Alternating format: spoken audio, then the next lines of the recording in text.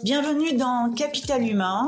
Je suis Magali Siméon, ancienne dirigeante, membre de Comex dans des grands groupes et coach. J'ai vu à quel point les équipes, le capital humain peut transformer une entreprise. Mais la réalité est parfois difficile. Est-ce que vous avez du mal à attirer ou garder les meilleurs talents? Est-ce que vous êtes parfois frustré devant certains départs? Ou est-ce que vous vous demandez combien de vos salariés se lèvent chaque matin avec l'envie de donner le meilleur d'eux-mêmes? Dans ce podcast, nous proposons des histoires inspirantes et vraies, des stratégies concrètes pour transformer votre capital humain en un véritable levier de succès. Alors, est-ce que vous êtes prêt à transformer ou améliorer votre approche? Abonnez-vous et rejoignez-moi chaque semaine pour partager vos défis et célébrer vos succès.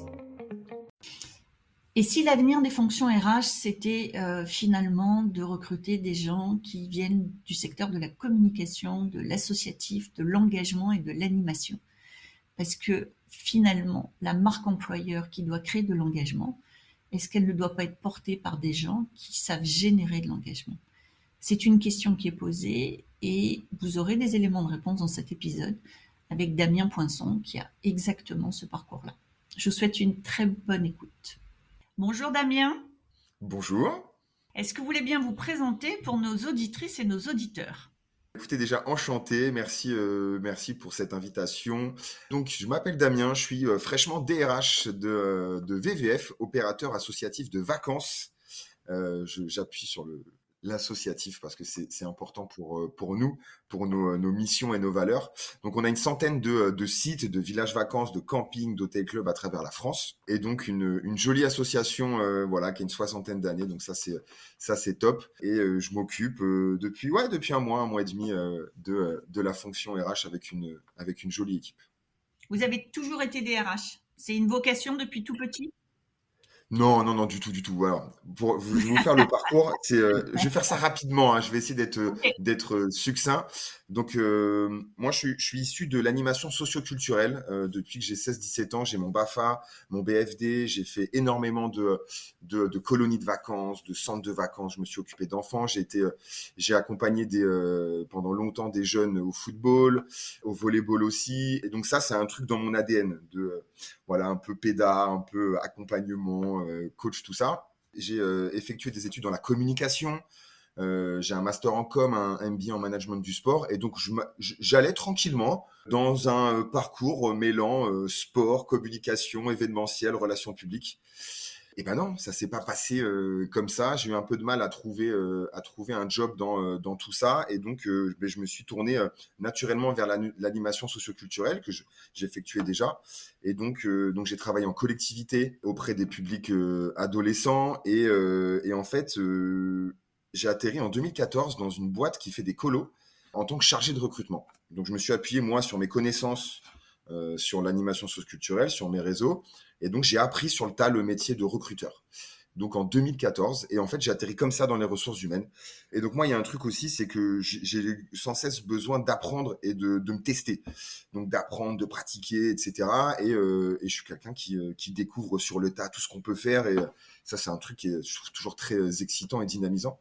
Et donc, j'ai appris comme ça le métier de recruteur. Comment aussi toujours être développé, comment on peut améliorer. Il faut savoir que l'animation socioculturelle, et donc là, dans le tourisme, globalement, c'est pareil, c'est que on a toujours eu des difficultés à attirer du public parce que c'est des secteurs qui manquaient certainement de visibilité et de connaissances générales des différents métiers et de tout ce qu'on pouvait offrir.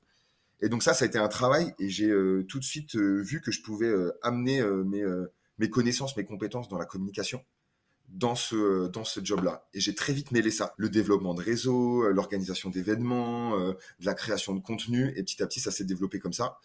Donc après, j'ai pris quelques années plus tard, dans toujours la même boîte, j'ai pris en charge l'équipe recrutement sur l'ensemble des séjours produits. Donc j'étais responsable recrutement. Et je suis arrivé en fin 2021 en tant que responsable recrutement et marque employeur chez VVF. Où là, j'ai travaillé plein de sujets dans le cadre de la marque employeur. Parce que pour moi, la marque employeur, c'est un sujet formidable. Donc on parle d'attractivité, de fidélisation, d'engagement. Et j'ai trouvé que ça, pareil, vous me donnez 3 termes, bon, je peux les décliner à l'envie pour amener plein de sujets, voilà, sur l'engagement, sur le lien, sur la visibilité encore, la communication que j'ai amené encore mon truc dedans. Et donc après, finalement, j'ai pris en charge au sein de VVF le développement RH dans sa globalité, avec la communication RH, avec un petit peu de développement de réseau sur la formation, avec beaucoup de projets RH. On a initié aussi tout ce qui est QVCT au sein de VVF. Et puis au départ de mon responsable, voilà, pas mal de discussions, d'échanges, de choses comme ça. Et puis on m'a proposé, j'ai eu l'opportunité de prendre sa suite. Donc c'était absolument pas un but dans ma carrière, mais c'est une continuité et c'est encore pour moi un espace où je vais pouvoir m'exprimer et dans lequel on a, je trouve, plein de choses à faire. Voilà, Mais j'espère que j'ai pas été alors, trop long. non, non, mais je tenais à ce que vous expliquiez votre parcours parce qu'il est atypique pour quelqu'un qui a une fonction de DRH.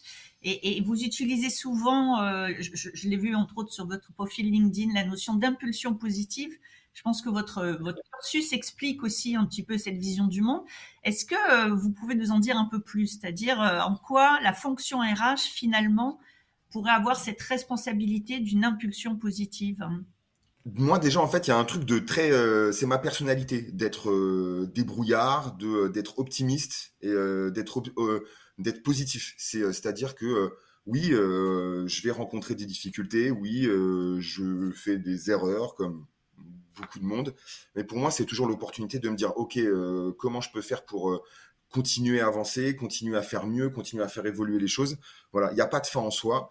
Et pour moi, je trouve que ça déjà, c'est déjà une première explication. C'est que pour moi, il faut ce côté optimisme et positivité dans les actions. Et ensuite, pour moi, la fonction RH, elle doit être un peu le leader, la voix d'un état d'esprit qui doit être engageant, qui doit être déterminé à faire avancer et à prendre position s'il y a besoin voilà, sur des sujets, je pense, très actuels. On parlait de QVCT, mais oui, je pense que sur les sujets de bien-être individuel, collectif au travail, sur les sujets aussi peut-être des fois peut-être un peu plus touchy de performance aussi, parce que c'est pas toujours bien vu quand on mêle la performance à tout ça, on parle de bien-être, mais si, il faut le dire aussi. Et je trouve que c'est ça, cette impulsion que je dois donner, avec toujours un état d'esprit positif et optimiste, parce que je pense que de toute façon, il en faut. Il en faut. J'avoue que je me suis attardée sur votre profil LinkedIn. J'ai beaucoup aimé votre dernier post. Je crois que c'est le dernier que vous avez fait où vous annoncez vos nouvelles fonctions et vous parlez de la notion de plan d'action avec un post assez détaillé. Est-ce que vous voulez bien nous dire en fait comment vous voyez cette prise de fonction et comment vous vous voyez efficace finalement dans cette prise de fonction? L'idée, c'est de me dire que je rentre dans un cadre dans lequel il y a des objectifs qui sont bien hauts, bien définis, et de me dire, OK, comment je peux rentrer dans ce cadre en mettant en place des actions, des choses pour atteindre ces objectifs. Maintenant, arriver comme ça et de me dire, bah, je vais semer deux, trois graines là, deux, trois graines là, c'est une chose. Mais l'idée, c'est toujours de me dire que je peux arriver à une étape ou alors à un objectif, mais qu'il y a toujours un plan à mettre en place. Donc des étapes à mettre en place, etc. Il y a des problématiques. Ça, c'est très issu de la communication où il y a une problématique. OK. Donc, on fait un audit, on voit comment ça se passe. OK. Là, on voit qu'on a des problématiques, on a des points faibles, des points forts, on a des opportunités, des contraintes. Hop, voilà, un petit SWOT rapide pour tout ça. Et comment on décline ça en plan d'action avec des étapes et avec des actions claires. Et c'est un petit peu ça, déjà, comment je suis arrivé chez VVF sur le recrutement. Un audit de la situation, les difficultés qu'on avait, le constat, bah oui, on manque de visibilité, on a des métiers qui sont top, mais personne ne sait ce qu'on fait. VVF aussi peut-être manquait un peu de notoriété, etc. Voilà. Comment on construit les actions à partir d'un audit. C'est un petit peu comment je fonctionne. Et des fois, ça déborde même sur le personnel. Où, OK, on a une problématique, on doit organiser quelque chose. OK, qu'est-ce qu'on peut mettre en place pour organiser ça, régler le problème, tout ça. Voilà, c'est même, je trouve, un truc un peu de déformation pro, où je me dis, oui, je peux arriver n'importe où, mais il faut un plan. En approche systémique, on dirait que vous êtes très orienté solution. Oui, alors, exactement. Mais et c'est comme ça que je suis quelqu'un qui est orienté solution. Voilà, moi les problématiques, j'aime bien les résoudre. Ok, on y va. Voilà. Ouais, non, mais je vois bien, c'est des profils, hein. C'est des profils dont il faudrait qu'il y en ait un peu plus dans les entreprises. J'ai toujours du mal, moi, avec les collaborateurs qui sont orientés problème, mais je préfère quand on est orienté solution parce que je trouve que ça fait Oui, mais plus il de sens. faut, il faut des problèmes. Il faut des problèmes pour les résoudre. Donc quelque part, il y a un peu une complémentarité. Il faut tout, quoi, quelque part. Ouais, moi je trouve des fois il y a des gens ils préfèrent trouver des problèmes que trouver des solutions quand même. Donc mais bon, ouais, C'est un autre sujet. absolument, c'est un autre sujet. Est-ce que finalement, alors c'est une question qui va être forcément un peu provocatrice, Ouais. mais je l'assume. Est-ce que quand on travaille dans une association et dont l'objectif est d'organiser des vacances, on est moins stressé qu'ailleurs? C'est-à-dire qu'aujourd'hui, on voit bien que le stress est devenu un enjeu dans toutes les entreprises. Est-ce que quand on travaille chez VVF, l'objet sur lequel on travaille et le mode associatif fait qu'il y a moins de stress? On a quand même cet objectif de résultat, hein. L'assaut se doit d'être rentable. Donc, on a ces objectifs de business, on va dire ça très généralement, hein, de business. Donc, derrière, il faut suivre. Donc, les objectifs, ils sont là. Maintenant, oui, le fait qu'on soit dans le tourisme, il y a quelque chose de très plaisir là-dedans. Et le fait qu'on soit une asso avec des missions, il y a quelque chose de très engageant là-dedans. Donc, moi, je sais pourquoi je fais ça.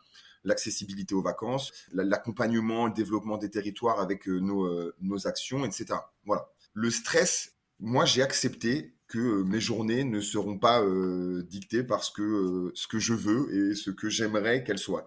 Voilà, il y a des imprévus, il y a le DG, le DGA ou la présidente qui vous sollicite parce qu'elles ont un besoin. Mais pas de problème, on sait pourquoi on fait ça, on avance ensemble et ça pour moi c'est accepté et on y va. Donc, après, je suis quelqu'un comme ça en fait, de moi qui reste comme ça. Et si c'est pas, si c'est mon collègue qui a besoin d'un coup de main, tant que je peux, je fais. Et en fait, c'est quoi qu'il arrive, je sais que j'ai besoin de ça, et donc j'ai pas de souci avec le fait que ça soit changeant, que ça soit voilà. Donc la pression, elle y est. Maintenant, il faut savoir comment on accepte cette pression et les objectifs. Mais est-ce que dans les équipes, puisqu'aujourd'hui vous êtes DRH, est-ce que dans les équipes de VVF, vous voyez qu'il y a des signes révélateurs de stress? Oui, Et vous voyez quoi?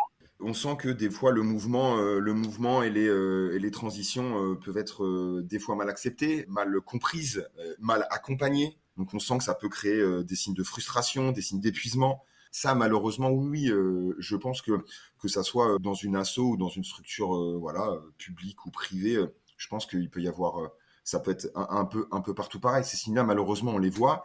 C'est à nous aussi de trouver les solutions à ça. Il y a des réponses collectives, il y a des réponses individuelles. On n'a pas tous les mêmes besoins et les mêmes modes de communication. On n'a pas tous besoin des mêmes accompagnements. Et c'est ça, en fait, la difficulté, je trouve, de n'importe quelle structure. C'est de trouver des réponses, je pense, en premier lieu collective, et ensuite de trouver des réponses individuelles. Et c'est là où je trouve que le job des RH, il va être intéressant. On a aussi besoin des managers là-dedans parce que c'est les managers qui peuvent nous faire remonter ces signaux-là. Donc ça, c'est très important de les former, de les accompagner là-dessus. Avec l'équipe RH, on est vraiment toujours, nous, ouverts, dispo à toute sollicitation s'il y a besoin de discuter, d'échanger sur des problématiques, etc. Donc oui, on en voit. Maintenant, c'est à nous de trouver voilà, les réponses collectives, individuelles et s'adapter par rapport à ça. Est-ce que vous avez quelques exemples de choses que vous avez faites? Antoine, vous parlez des managers et je partage, hein, c'est le premier niveau, des exemples de choses que vous avez faites et dont vous avez pu voir l'efficacité. C'est-à-dire que c'est une double question. C'est-à-dire à la fois, qu'est-ce que vous avez essayé? Et vous parlez beaucoup d'actions, de plans d'action, mais comment vous mesurez l'efficacité de ce que vous faites? Là, actuellement, on est dans une démarche de transition ou d'accompagnement managérial avec la méthode collaborative. Et donc ça, c'est un truc qui est impulsé depuis l'année dernière parce qu'il faut amener un petit peu de la cohérence et peut-être aussi accompagner les managers qui ont besoin d'outils. Et voilà. Donc ça, c'est une chose. Et donc ça, ce début d'action, les résultats qu'on commence à voir, c'est que les managers, en fait, ils ont apprécié le fait qu'on les accompagne sur ces missions d'encadrement. Ils ont apprécié aussi d'avoir des nouveaux outils, des nouvelles réponses à apporter aux équipes qui ont certains besoins ou même qu'on n'avait pas, mais voilà, qu'on peut leur apporter des nouvelles choses. Et donc pour l'instant, les signaux sont positifs et ça reste, par contre, ça reste des retours pour le moment qui sont informels. Sur des choses qu'on a mis en place très pragmatiquement, sur des actions très précises.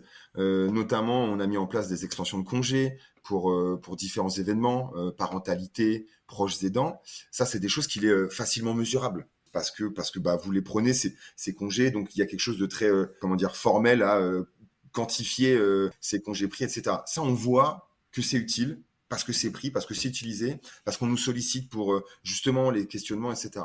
Des nouvelles choses qu'on a mis en place aussi sur le bien-être en interne, notamment sur l'arrêt menstruel et les protections hygiéniques accessibles à toutes les collègues gratuitement.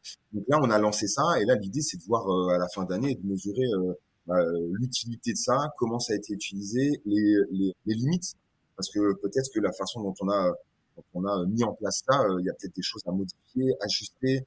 On a une spécificité chez BVF, c'est qu'on a le siège avec les fonctions support et on a aussi des sites qui sont disponibles dans toute la France avec du public permanent, avec, enfin, des collègues permanents, des collègues saisonniers. Et ça, c'est toujours où on y va un petit peu à tâtons sur ce qu'on met en place, parce qu'il faut qu'on arrive à toucher tout le monde. Donc ça va être surtout en fin d'année où on va voir un petit peu les résultats de tout ça. Mais en tout cas, déjà, au niveau de l'accueil des collègues sur toutes ces actions-là, sur tout ce qu'on peut proposer, c'est quand même super positif. On voit que c'est utilisé, on voit que ça a été attendu, parce que ça sort pas non plus nulle part, hein. On sait que ça descend de leurs besoins. Donc déjà, l'accueil a été positif. Maintenant, on va dire, c'est à moyen terme qu'on va pouvoir voir un petit peu aussi les résultats et de voir aussi un peu l'engagement et un petit peu. Alors déjà, en 2 ans, les indicateurs clés qui sont le turnover et l'absentéisme ont vraiment baissé. Donc ça, c'est déjà positif. Mm. Mais c'est à court terme. Maintenant, on va voir à moyen terme comment on va pouvoir voilà, mesurer ça. Vous avez parlé plusieurs fois de méthode ou d'approche collaborative. Est-ce que vous pouvez nous en dire un peu plus? C'est-à-dire, qu'est-ce que concrètement vous avez fait? Qu'est-ce que vous mettez sous ce vocable-là, approche collaborative avec vos managers? L'idée, c'est d'amener un état d'esprit collectif et de se dire, OK, le manager, il est là pour prendre le lead, amener des idées, peut-être des fois prendre des décisions, aucun problème. Maintenant, les problématiques, elles se résolvent ensemble. En amenant justement le sens et l'utilité à chaque équipe, à chaque poste, c'est de trouver et de travailler sur des solutions qui soient collectives. On est en train de changer d'outils, notamment sur tout ce qui est équipe commerciale. Bah voilà, ça amène des problématiques sur peut-être des modifications sur des métiers, sur des missions, des choses comme ça.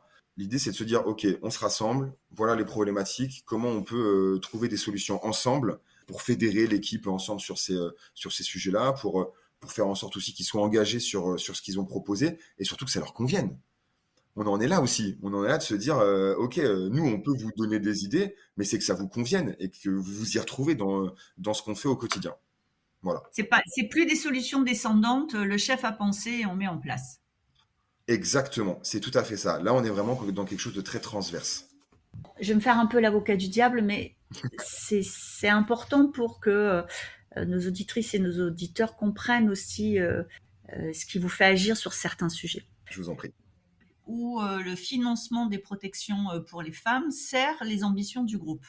Et je vous pose cette question vraiment avec intention parce que je sais que c'est un sujet sur lequel il y a encore peu d'employeurs qui sont sensibles. Ça reste rare. Et donc, j'aimerais que vous nous disiez comment vous êtes arrivé à cette conclusion que ça avait du sens, en fait, et que ça servait à Bien quelque sûr. chose. En fait, et c'est un peu la même démarche sur le sujet de la parentalité et de l'accompagnement des familles dans les projets. L'idée, c'est qu'on a une asso avec des missions. Je vous ai parlé de ces missions-là. On a des valeurs qui sont la solidarité, l'accessibilité, l'engagement. Ok. Bon, ça veut tout dire et rien dire. Maintenant, une fois que vous avez ce cadre-là, vous avez forcément un état d'esprit qui doit être lié avec à écouter les attentes, à prendre en compte les spécificités. Et donc, vous avez des remontées individuelles, des remontées collectives sur tout ça. La première idée, c'est de se dire, OK, comment on peut trouver une réponse collective aux problématiques qui sont remontées par les collaborateurs, les collaboratrices. La réflexion, en fait, elle est là. Et le cheminement, on parle d'audit, on parle de remontée, on prend en compte ça. On discute aussi avec les partenaires sociaux, parce qu'on a été beaucoup aidé sur ces solutions par les représentants, par tous ces partenaires-là, parce qu'on a vraiment la chance de pouvoir en plus travailler main dans la main et je pense d'avoir un vrai collectif là-dessus. Et c'est comme ça qu'on amène ce type d'idée, ce type de projet. Et quand on voit encore une fois l'accueil, ben on se dit ok, on a déjà apporté une partie de la solution pour répondre à des problématiques qui ont été avancées sur l'équilibre entre la vie pro et la vie perso, des spécificités aussi individuelles au travail. Voilà, pour rentrer sur le sujet de la féminité au travail, l'idée c'est d'amener une réponse collective à des problématiques qui peuvent être vécues au quotidien. On voit comment on peut avancer et je pense qu'on peut encore faire mieux. Quand je vous entends, vous mettez en place les actions qui soutiennent finalement la marque employeur. C'est-à-dire qu'en fait, vous donnez à voir ce qui fait que la marque employeur de VVF devient visible dans son caractère associatif, dans son caractère de prise en compte de tout le monde, dans son caractère collectif. Les actions que vous pensez sont des actions qui sont vraiment l'alignement entre ce que dit la marque employeur et les actions qui sont portées. Mais la marque employeur, finalement, là, on parle de finalité. Il y a 10 ans, on ne parlait pas de marque employeur, par exemple. Si on se met 10 ans en arrière, on ne parle pas de marque employeur. Par contre, on se dit qu'il faut qu'on aide nos collègues et il faut qu'on aide la structure à vivre bien, à vivre mieux, à être performante. Et on en est là. Encore une fois, on part d'un audit, on part d'un constat, on travaille les solutions en collectif et on arrive ensuite à des mises en place, à un déploiement. Et ensuite, vu que maintenant on est dans ce système de marque employeur, moi je communiquais, j'aime beaucoup. On y va en plus, c'est top parce que ça donne de la visibilité, ça donne de la notoriété. Par contre, on reste à notre place, on reste humble parce que c'est qu'un début. Des problématiques, on en a tous et toutes et c'est pas la réponse à tous les mots. MAUX, on est bien d'accord, mais c'est une partie de la solution. Et moi, ce que j'aime bien là-dedans, c'est que quelque part, je pense que il y a forcément un truc. Mais j'ai toujours été dans le monde associatif. Je sais pas comment, mais quelque part, voilà, c'est le fil conducteur. Et j'ai toujours été amené à essayer d'être, entre guillemets, débrouillard et inventif pour trouver justement des solutions. On n'a pas les moyens de grosses boîtes, etc. Mais on sait qu'il y a toujours moyen de trouver des solutions pour aider, voilà, à notre niveau. Et maintenant, oui, si on parle de marque employeur, maintenant qu'on a ce terme-là, ça rentre dedans, oui, pour la fidélisation, pour l'attractivité aussi, parce que quelque part, ça joue sur les deux tableaux, mais maintenant, oui, c'est le jeu et on rentre dedans. Mais 10 ans auparavant, on ne parlait pas de marque employeur.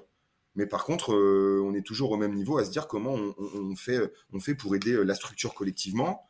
Et puis après, là, maintenant, individuellement, sans problème, on continue là-dessus. Il y a un petit côté, un peu, qu'on parlait d'optimisme. Est-ce que ça peut être pris pour de la naïveté? Mais moi, j'ai toujours l'impression qu'on peut encore trouver d'autres choses et améliorer le truc encore.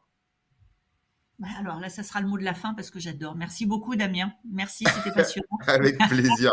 Avec plaisir. Merci à vous. C'était C'était cool. Merci. Merci d'avoir été avec nous aujourd'hui. Si vous avez aimé cet épisode, pensez à le partager avec vos collègues ou avec d'autres dirigeants et à nous laisser une petite note. Ça fait toujours plaisir et ça nous aide beaucoup. Vous souhaitez en savoir plus? Abonnez-vous pour rester avec nous et sentez-vous libre de nous faire part de vos réflexions en commentaire. J'adore ça. Et si vous avez envie de partager votre histoire ou vos expériences, n'hésitez pas à me contacter sur mon site Lily facilite la vie info. À bientôt dans Capital Humain, le podcast pour que les salariés soient heureux et productifs.